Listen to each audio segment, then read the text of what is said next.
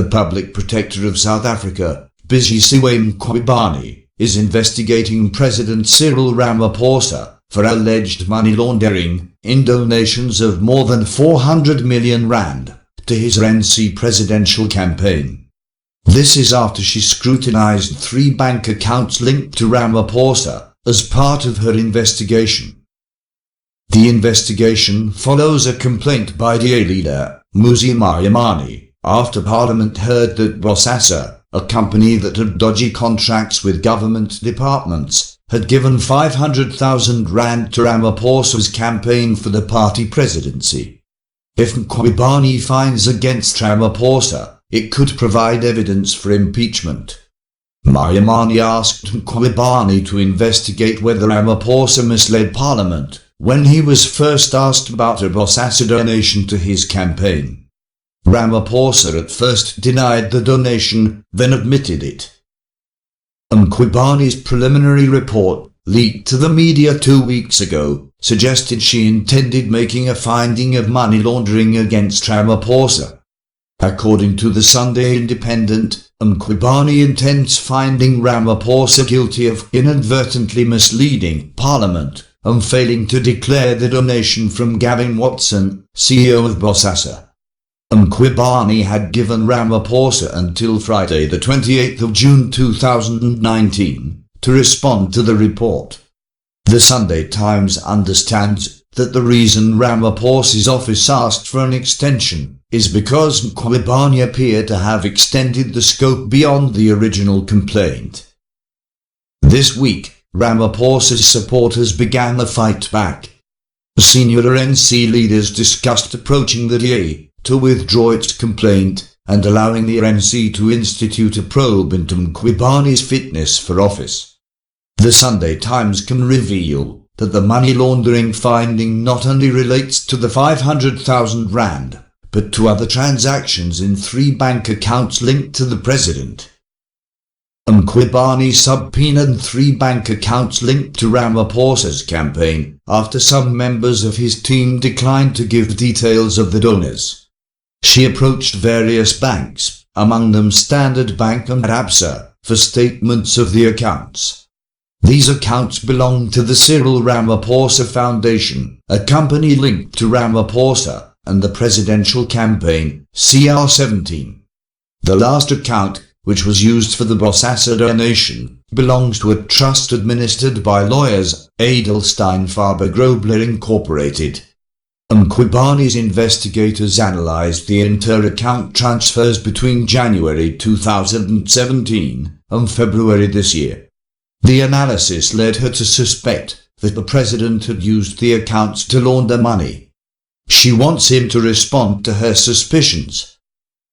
The presidency will not comment on the contents of a Section 7(9) notice as it is an offence to do so, Ramaphosa's spokesperson, Khuzela Diko said, adding that they were preparing a comprehensive response to all the issues raised in the notice. This response is expected to be submitted to the PP in the next few days, as the PP has acceded to a request by the President for an extension, following delays caused by other pressing matters of state including the State of the Nation address, she said. Ramaphosa's longtime friend, James Motlatsi, revealed that it was he who had asked Watson for money and that Ramaphosa knew nothing about donations. Motlatsi said, Mkhwebane asked him who the other donors were. I said no, we have taken a decision that each and every donor will remain confidential, he said. A source close to the campaign and the presidency said Mkhwebane did not care if the money was not all used in the campaign. Not all this money was fundraised for the campaign. Some of it is money for the foundation. But she does not appear to care. She has identified those transactions she believes were dodgy, and now she wants answers. My understanding is that the campaign managers have all these answers and can account for almost every cent. A second source in the campaign said the movement of money was purely for logistical purposes. Motlatsi said the campaign was set up so that donations would be above board.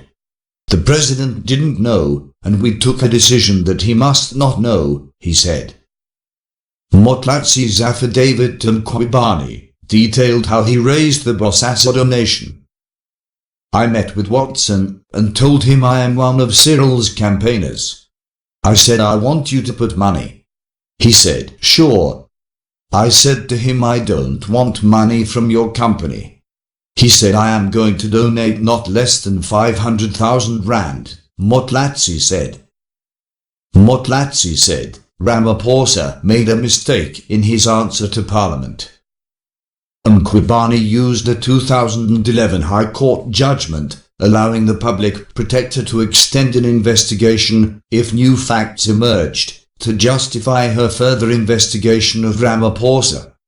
Ramaphosa's allies have asked why Mkhwebane did not use the same judgment to expand the scope of the Estima dairy farm investigation, which was linked to ANC Secretary-General A.C. Magashule.